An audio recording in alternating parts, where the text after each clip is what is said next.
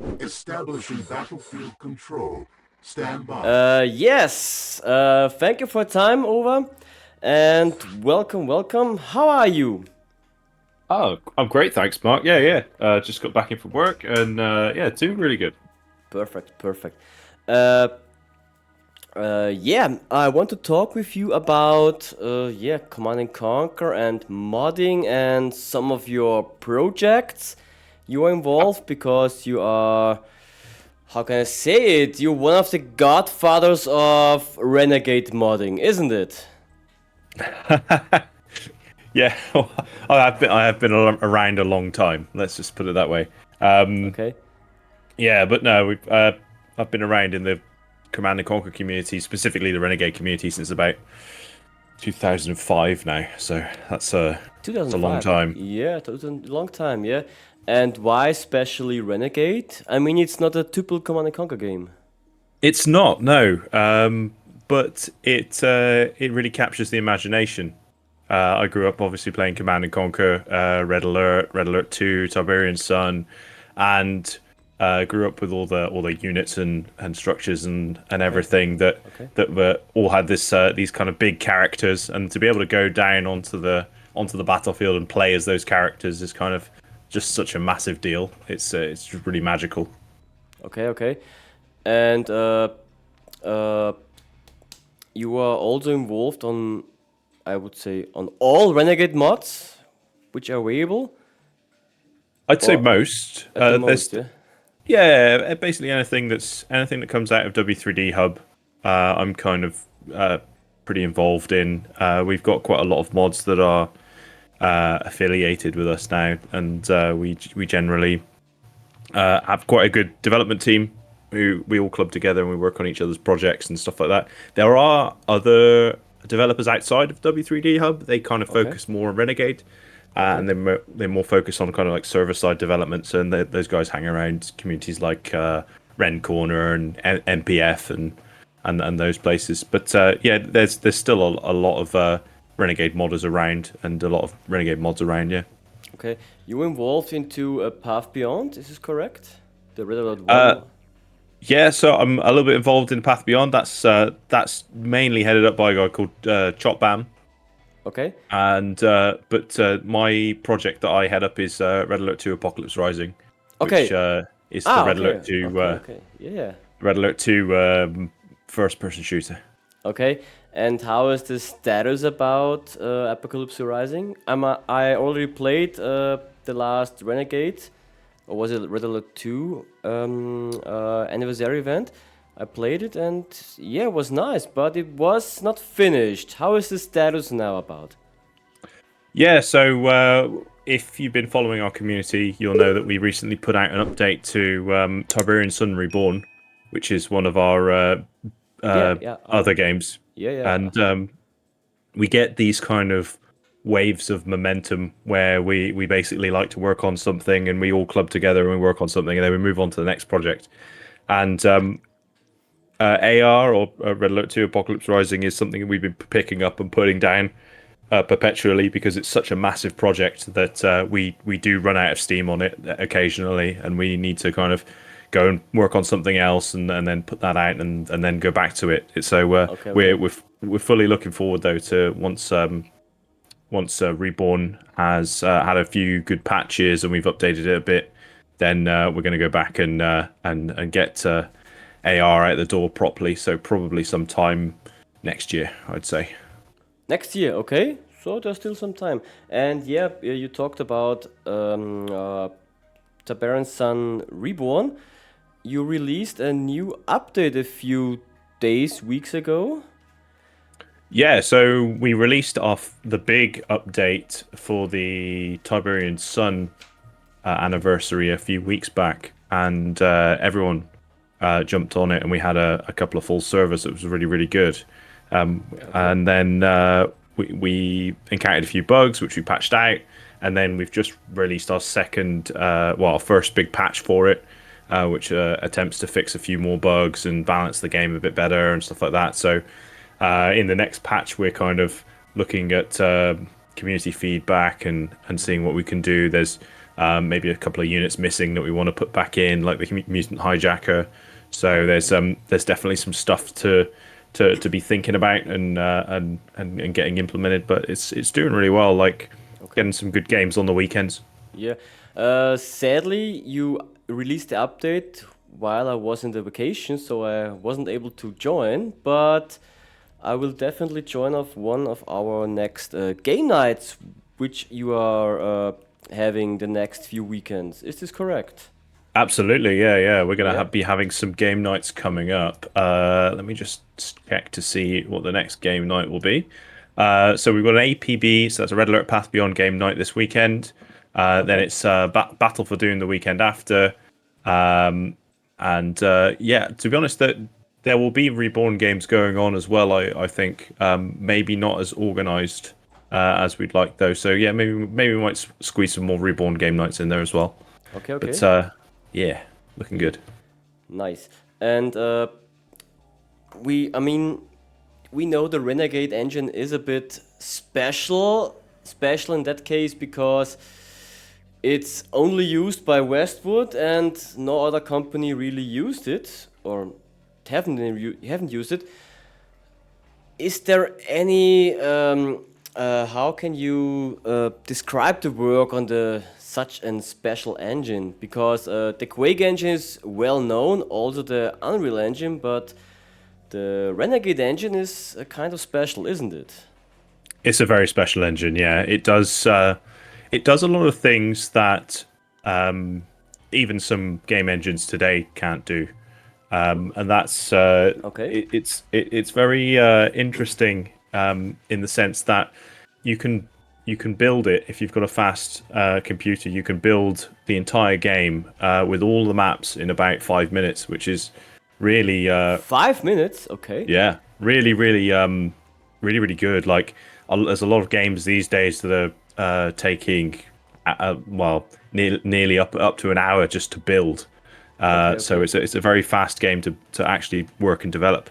Okay. Also, it's got these really good tools that you can use with it when you're in the game. You can actually open a little menu from the console and Okay. edit like weapon damage and how fast the bullets travel and all this kind of stuff that allows you to really It's like a it development mode a bit.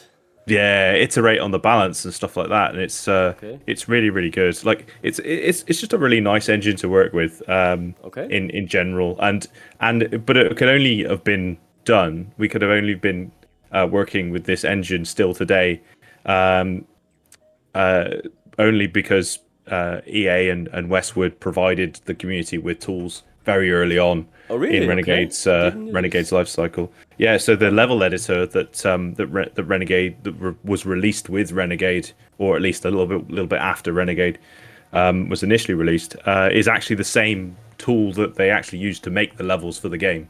So Okay. I didn't that's know any pretty good. level did exist. That's something Yeah, new for me. yeah. Okay. So we got access to the they released the tools and it was really good. And you can Okay. also there's also lots of tools where you can make art and export it to the game Okay. and also they did a really good job in documenting it as well, and Oh, really? out Okay. they gave out a lot of really good documentation on how to make stuff for Renegade, and that really Nice. kind of got people's creative juices flowing, and yeah, really started to get people working on mods like Red Alert Path Beyond, Reborn's wow, Reborn's 20 years old now this year. Wow, 20. Ooh, wow. Yeah, Time is running. it's Time is running, yeah. it is it's 20 years old this year because it first came out in 2003. Yeah. Okay. And you said 20 years old. I read an article before. Steam also celebrates 20 years today. Oh wow, yeah, excellent. Yes, yes, yes. Yeah, we are old. We are old. Old Yeah, as, you know. yeah. Yeah, yeah. And for somebody who doesn't know about editing a level in Renegade, is it nearly like making a level for Quake, or how can you describe it? Does it work the similar way? Can someone who has experience in Half-Life mapping or Quake mapping doing maps for Renegade, or is it completely useless when you know something Yeah. about? Unfortunately not. Like, yeah, it's the Renegade's workflow for making maps is very different to what these games like Quake and Half-Life and Unreal have. If you've ever made a map in a different game engine like Quake, you'll know that they do a lot of terrain editing within the engine, and you can make like the map, the terrain, the buildings, the level, the kind of hallways and playable areas within the level editor. Whereas with Renegade, all of the maps are made as almost like art assets in 3D Studio Max. Okay. And that's really an art tool. And then what happens is then it's exported and imported into the level editor, and then you put that's where you put all the logic down for, oh, there's a building here and the harvester should go there and the Tiberium's there and all that kind of stuff.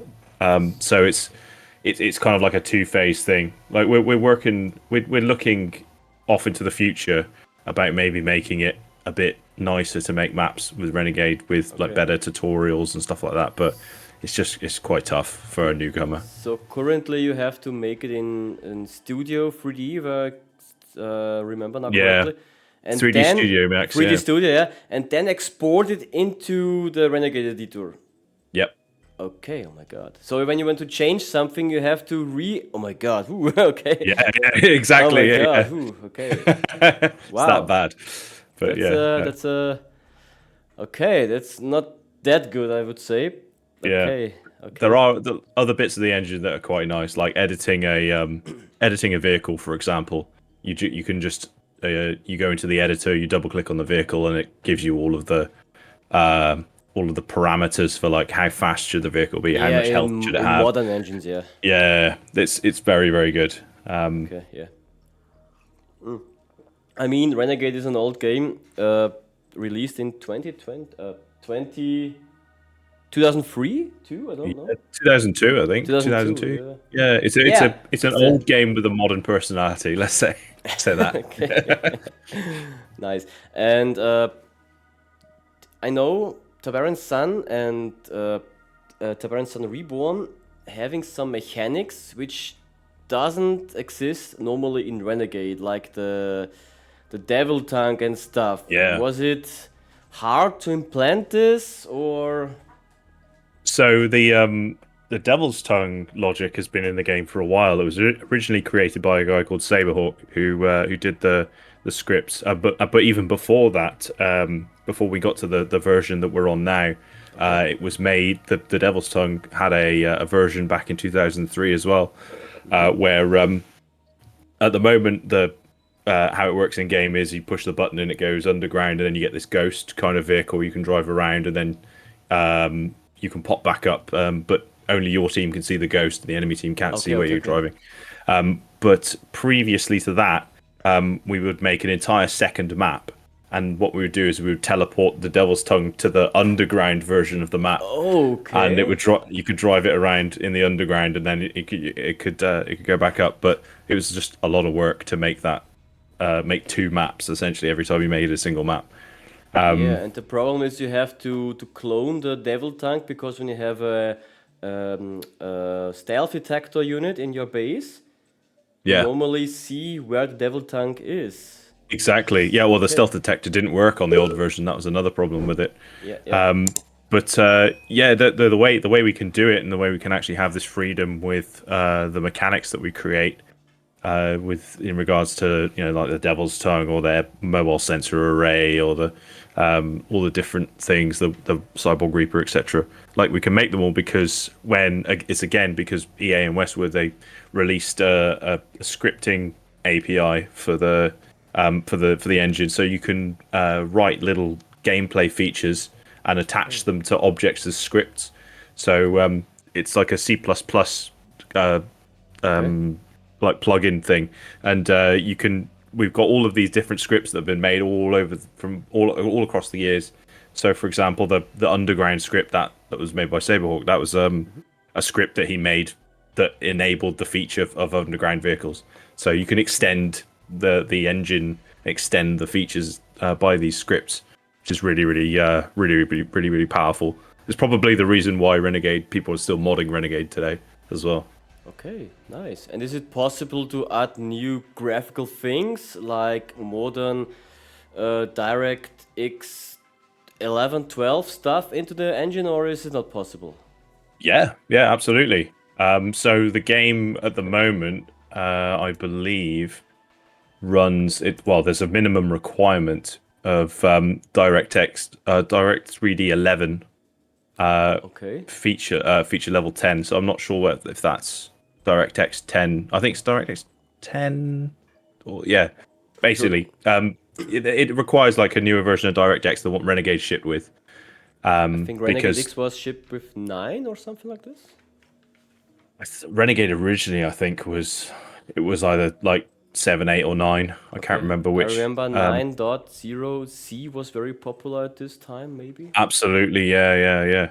But yeah, we've been, as we've been upgrading the engine and making it compatible with newer operating systems like Windows 10, Windows 11, we have to basically drop the support for the older stuff like XP and Vista. So that's why we're kind of like forward facing.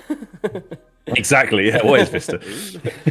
But yeah, no, we can work in by taking the new versions of DirectX. It allows us to do stuff like shaders and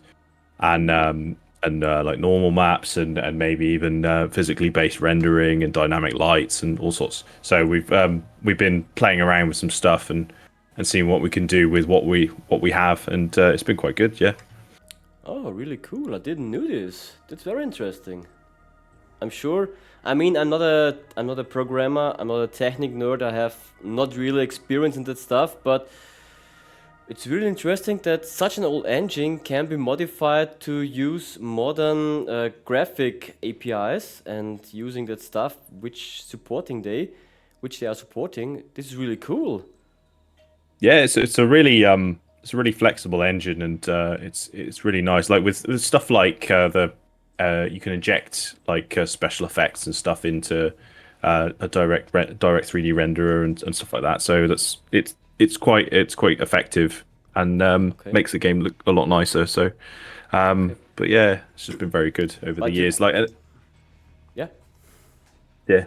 Yeah, but you can't change the way how the engine rendering levels or something like this. So you cannot optimize how the engine calculating outdoor original areals and stuff. No. Yeah. Oh, So you can edit the whole engine. That's really cool. can edit. We can edit bits and pieces. Like we've just implemented something called instancing, which is the basic kind of idea behind instancing is that when you place an object in a game, that object has been rendered, so then you don't have to render it once. So any extra versions of that object that you place don't have to be re-rendered again. Okay. So that's a performance saver. Okay. But yeah, I think there's a few things that we've done over the years that have really kind of helped. It's more like little tricks and stuff to help it render a little bit better. Okay. Nice. It's really interesting. Really interesting. Yeah. And I'm sure some of the viewers of the video on YouTube are having a question. Is it possible to get the mods on W3D Hub without having Renegade, or is Renegade needable to play the games, the mods? It's absolutely possible to get the mods without needing Renegade, because they're standalone total conversions. EA have said that's okay. So and then because we're in this area where so EA released the modding guidelines with the remaster collection, and in there specifically it mentions CNC mods and then something called a CNC extension project, and Renegade itself is a CNC extension project. The Renegade mods that we make are specifically CNC extension projects. Because what we're doing is we're taking the engine Okay. and we're ripping everything that makes it Renegade out of it. So all of the vehicles, the units, the maps, the everything, and we're replacing it all with just content. So it's like we're taking the Renegade engine and just making a new game on it. That's less it's less of modding a Renegade and more of just pulling things out and putting things back in. Okay. So technically it's an other game because there are no Renegade assets in. You only have the engine. Okay. Yeah, and even if you were to plug the assets for Renegade back into it, it wouldn't work. So Okay. This is interesting because Tabaran Sun is freeware, Red Alert 2 isn't, yeah? And Tabaran Sun, the modders have an easy play because the game is freeware, they can make the mod standalone. I don't know if it's completely legal, but it's state of the art. And the Red Alert 2 and Yuri's Revenge modders have the problem, or they say they have the problem, they can't make it standalone because it's not freeware. So is this also an option when Renegade, Yuri's Revenge mod is replacing all the assets with new ones? So technically they could ship the mod with the engine to make it stand alone. yeah, I'm not entirely sure, to be honest, because Renegade's a very unique beast in the sense that you can just rip everything out that makes it Renegade and replace it all. But with Red Alert 2, I'm sure there's probably a lot more kind of like hard-coded things in there that prevent modders from doing that somehow, like because of the scripting API I mentioned with the C++ scripts and stuff like that. Okay. We were offered quite a lot of flexibility, whereas Red Alert 2 I'm pretty sure is a little bit more tightly wound up and packaged up. So yeah, probably be a bit harder to get that, and I'm not sure how EA viewed that either. So okay, I mean I don't know how EA cares generally about Command & Conquer because I'm sure you heard about we get a new mobile game. Yay! Well, at the end of the day, that's that kind of game. It's not really for us, is it? Us PC CNC fans. No, I mean I will take a look so I can judge about it, but I'm not a mobile gamer. No, this feels like wrong. Yeah, I'm gonna stick to Tiberian Sun and Kane's Wrath, I think. Yeah. And what I want to say. What's your favorite Command & Conquer game beside of Renegade? Because I'm sure you would say Renegade now. Yeah, no, that's yeah. So overall, yeah, it is Renegade. Okay. Just and the second place. So it's a different answer depending on like what part of the game we're looking at. So for example, for the story, Tiberian Sun, absolutely. Okay. But for the multiplayer, Kane's Wrath. Okay. But for kind of like the general feel and atmosphere of the units in the game, Red Alert 2. Oh, so, okay. Yeah. I would say, yeah, it's a toss-up between Tiberian Sun, Red Alert 2, and Kane's Wrath, I would say. Okay, nice. I mean, it's interesting because I had a talk with Frederick Schreiber a few days ago. I don't know if you know him. It's the game director of Tempest Rising.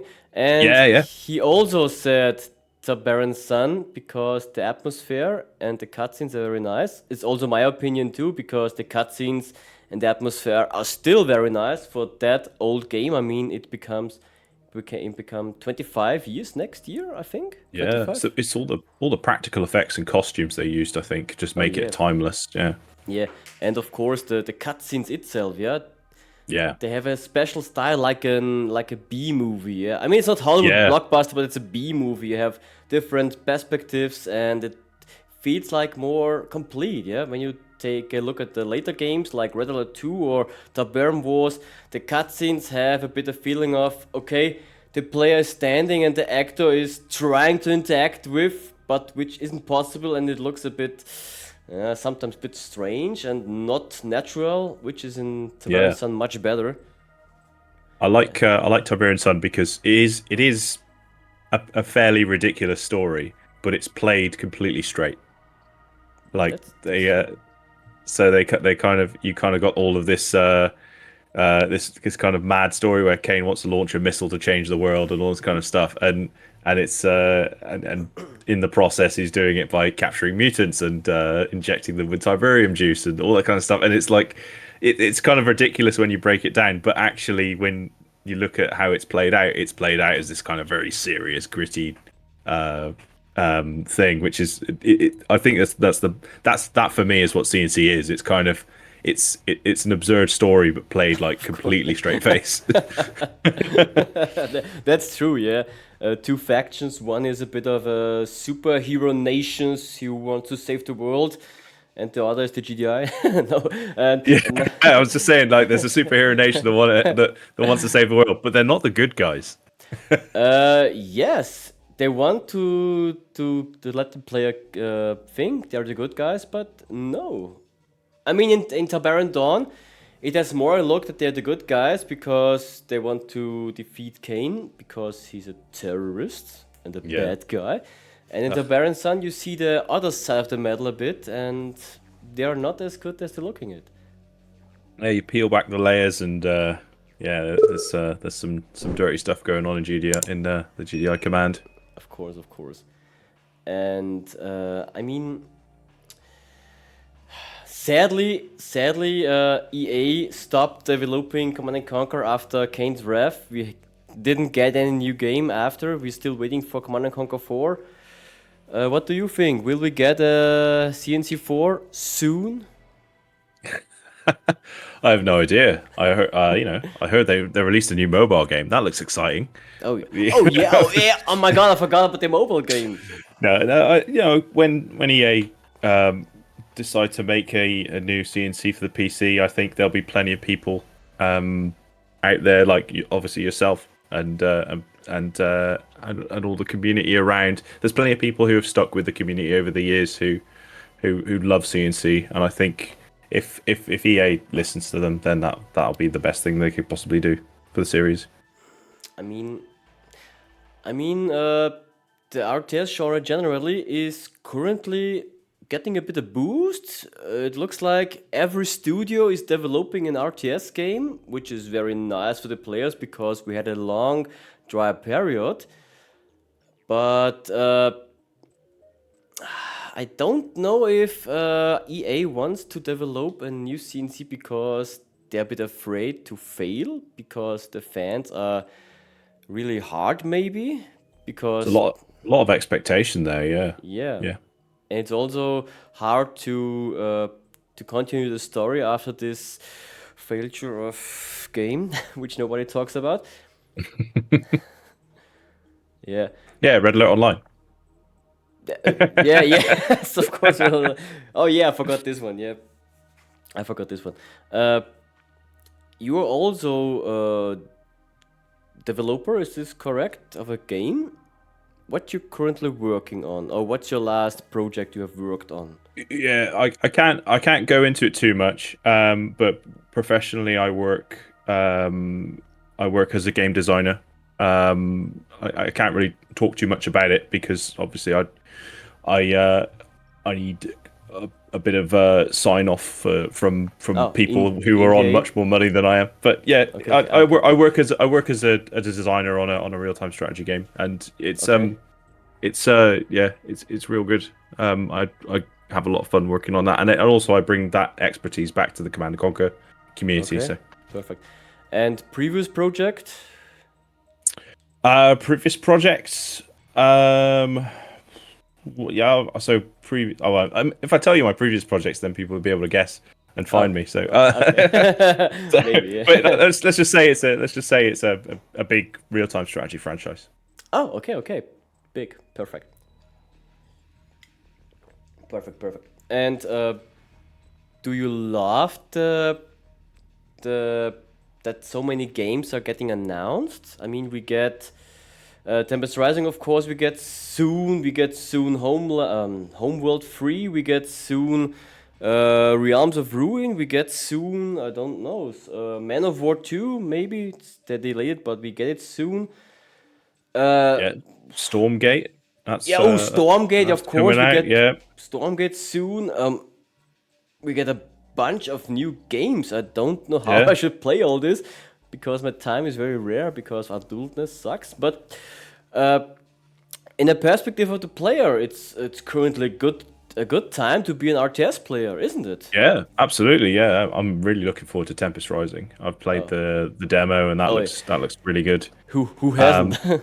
Exactly. Yeah. So Yeah. I love they're bringing back that feeling with kind of like a new twist, a new perspective on it. So that's good. And yeah, that's I think it's really a good time to be an RTS player, like especially a new RTS player coming into the genre as well. Like, so Yes, because yes.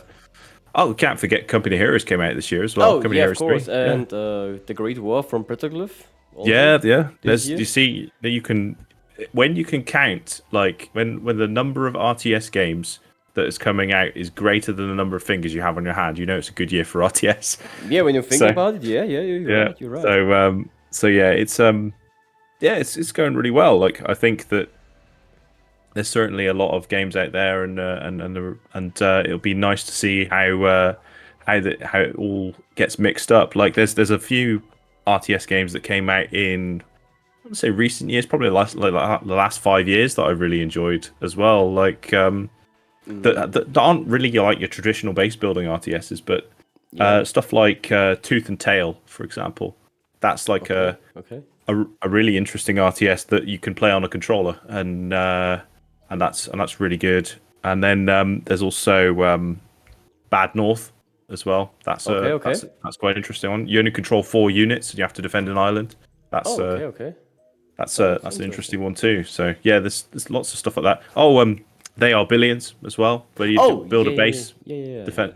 Like I heard about that. games like that though, kind of like more base building defense RTS. Yeah, That's but the cool as well. classical RTS with base building, resource gathering, build up an army and dive into the enemy base and destroy it.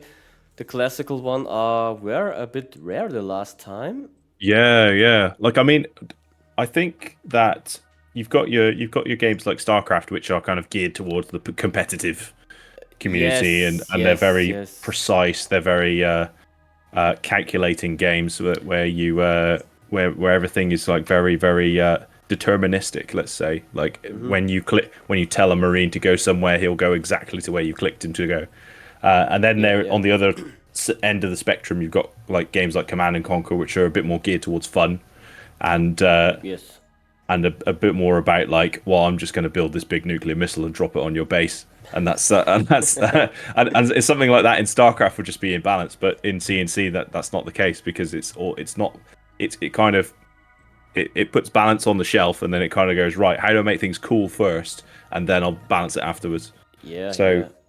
so I think that's But the yeah. problem StarCraft 2 has is it's really hard to get new players in because I had the feeling when you want to start playing StarCraft 2 now, you get punished. Absolutely. And I mean, I think it's quite a difficult game for players who are not familiar with real-time strategy to get into as well, because yeah. if you think about it, like when you start a game of StarCraft, you start off with about 10 workers, and they all go over and start harvesting resources. There's no indication there until you click on one of those workers that you can actually build anything. Yeah.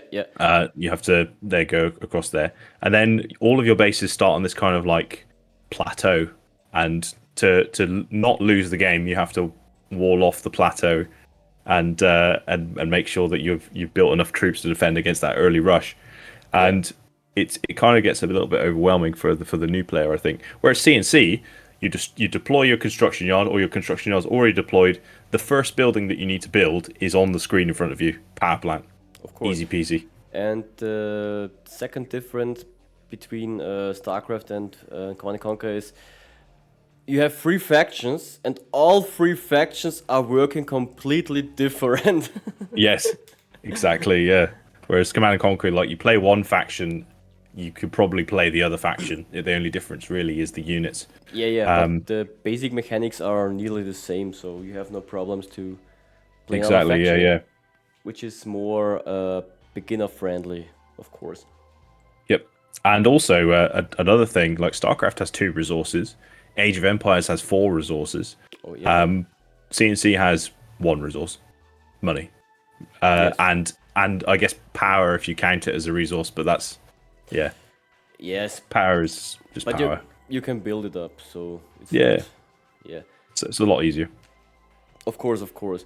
And which upcoming RTS you're looking the most for? Which I'm are looking. you waiting the I, most? I am looking forward to Tempest. Tempest, Okay, yeah. because I wanna see how it stacks up to some of my favorites like Kane's Wrath Okay, and see if it's bringing that feeling back. I'll probably give some of the other games like Stormgate a try, just to see how they stack up. But of course, yeah. Tempest is probably what I'm looking forward to the most because I think it emphasizes fun a bit more than the others. Yeah, I mean, the demo version looked very promising, of course. Gives some Yeah, CNC vibes, but with a modern touch. yeah. Yeah, I really enjoyed it. I really enjoyed it. And I want to ask you. Ah, yeah, we talked about consoles before. Do you think it's a good thing that RTS games get released on consoles too? Because Age of Empires 2 and 4 and Company of Heroes 3 are released on consoles. Is this a good thing? I think it's a good thing to generally get more people playing RTS games. But whether or not people on those systems are actually playing the RTS games is another thing. I'm not. It'd be very, very interesting to see the number of people who are playing, for example, Age of Empires on console and stuff like that, compared to the PC version, because Yeah. it's traditionally a PC game, and RTS is traditionally a PC genre, and it's just quite interesting to see whether that converts over to console very well, and whether people will kind of take hold of it and run with it, because it, as I said, it's quite a complex style of game, and Okay. it does feel optimized for a mouse, so it's very very it's a very bold choice. I hope Okay. that you'd think that they probably got some very good metrics to back it up, though, to say like there's actually a market here for people who want to play strategy on a console. I mean, it looks like many RTS games got released or got converted for the console, like Age of Empires 2 and 4. They converted them for console, so there must be Yeah, yeah, market. I yeah. mean, I haven't tried it, but I know for younger days, trying Red Alert on the PlayStation 1. Oh my god, it was terrible. Yeah, I remember. Oh man, Red Alert on the PlayStation is actually the game I started with Oh, okay. back in the day because I didn't have a PC. I just had a PlayStation. Okay. So playing that, and then nowadays I've got the PSP 1000, and because that console, that handheld, is basically a PlayStation 1 in your hand, Yeah, I yeah. can play Red Alert Retaliation on it and just walk Oh, around, nice. which is great. Like, Okay. That's but interesting. yeah, that game is still a great example of a console RTS for sure. It's still really Yeah. good. Yeah, of course. Nice. Perfect. Any next stuff you want to hint or to talk to? Any next stuff you want to implant to your next project? You want to say now, or what you're working next on, or currently on? Yes. So I kind of hinted at it earlier. Well, we're working on another patch for Tiberian Sun Reborn. We're going to be doing some more balance work, implementing some more features. We've got a whole ruck of UI improvements to implement, and then a couple of new units, new characters, that kind of stuff that we're going to be playing around with. Obviously, it's going to be kind of continuous improvement for that game as we go on, but people Okay. are really enjoying it at the moment, so that's really good to see. And but yeah, and we've got our little feedback hub on our Discord now. So if you've got any feedback for the game, you're always welcome to come and come and tell us what you think of it. Other than that, yeah, I mean, we're going to be once Reborn kind of wraps up and is in a more stable place, we're going to start looking seriously at Apocalypse Rising again, and we're going to get that out and make sure that everyone can experience the joy of driving a motorbike as an attack dog. Oh, yeah, that's really funny. I like to play as a dog the most because there are not many games where you can play as a dog and jump around and driving a motorcycle, of course. Yeah. We're just like, okay, what's a really red alert thing to do? Ah, yeah, we'll make the dog drive the bike. Yeah, Yeah, of course. Easy. Is this a engine limitation, or why can a dog drive a motorbike? So we could restrict the dog from driving the motorbike, but where would be the fun in that? Yeah, okay. Okay. So it's just funny. I just thought because the dog is an infantry and infantry can drive, so the dog can drive. So that was my thinking about it. And We've got a little checkbox in our game that says like infantry can drive or cannot drive. So okay, that's why you've got the hero units, the Ghost Stalker and Cyborg Commando in Reborn. They can't drive, but then stuff like everything else in the game can. So yeah, if we wanted to restrict dogs from driving, we could. But I think it's just more fun. This funny thing. It's a funny thing. Nice, perfect. Yeah, before I forgot, please all download and try it out on the W3D Hub. It's .com. Is it .com? Yeah, W3DHub.com. .com, perfect. You can download a whole bunch of mods, but no Apocalypse Rising now. Hopefully soon. And yeah, try it out. There are game nights. The next one is Red Alert 1, A Path Beyond. Then this weekend, and next weekend it is Battle for Dune, if it's correct, yeah? Yeah. Yeah, and yeah, perfect. I will say thank you for the talk, and I hope we can talk soon again, because Command & Conquer is a big topic, and when we talk now 5 hours, the video will take too long. Yeah, absolutely. Yeah. No, you're totally right. But no, thanks for having me, Mark. It's been a pleasure. No, it was fun to listen, and was very interesting to learn about the Renegade engine. I didn't know this stuff. It's really interesting. It's a bit of a nerd inside me, it looks like. It's a Pandora's box of fun and games. Yeah. Just a quick question at the end. When did you start modding Renegade? So in about 2004, I had dial-up internet, and but I didn't have dial-up internet on like a contract. I had pay-as-you-go dial-up internet, so you had to you got charged for every minute you used it. Yeah, I know this.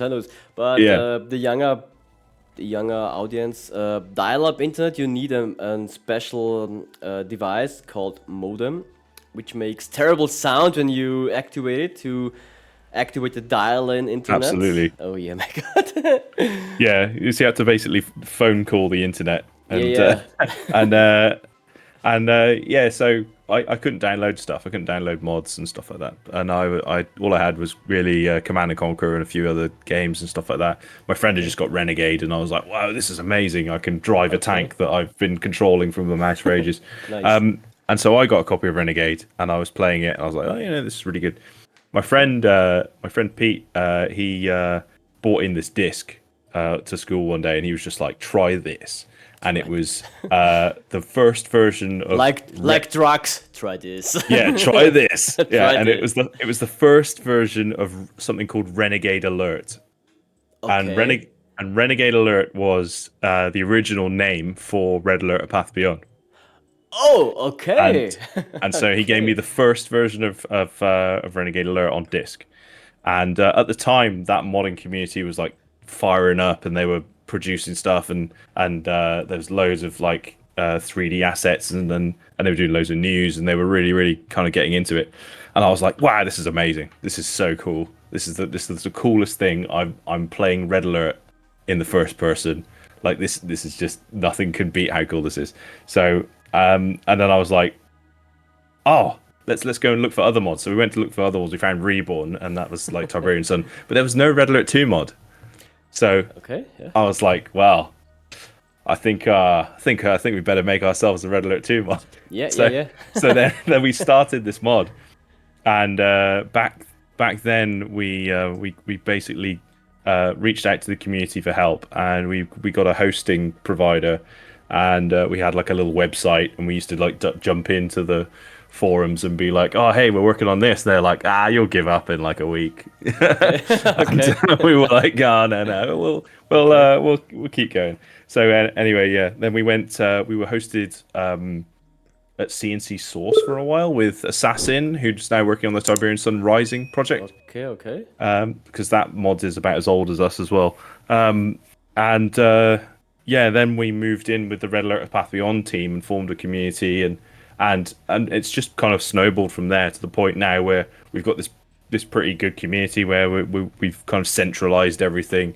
We do all of the Renegade updates for the scripts package, and we kind of tinker with the engine, and we make our mods, and we kind of just have a lot of fun doing it. So that's really the thing. It's kind of developed into like a really good hobby. Made a lot of really good friends out of it. Some of which who now have become real life friends, and we've got about, I'd say 5 or 6 of us all in the town where I live who are all Renegade modders, and we all go out for beers and stuff like that. So it's really really been a positive impact on my life at least, and also given me a lot of roads into the games industry as well, because I can just use whatever I make as a portfolio and say, hey, I made Tiberian Sun Reborn, or I worked on it, and I made Red Alert 2 Apocalypse Rising, or I worked on Red Alert Path Beyond, and it's just really, really good to say like, hey, I've got a game out there and people are playing it. So of course, that's very helpful when you want the good thing. You want to join into the gaming industry. It's really helpful working on mods. Absolutely, yeah. Have something in your portfolio, of course. Makes sense. Thank you again for your time. We will definitely doing a second part, because the Pandora's box is now open and there's so many stuff to talk about. But the next time. Thank you again, OWA, for your time. Awesome. No, thank you, Mark. Take it easy. Thank you again, and ciao. Bye. Battle control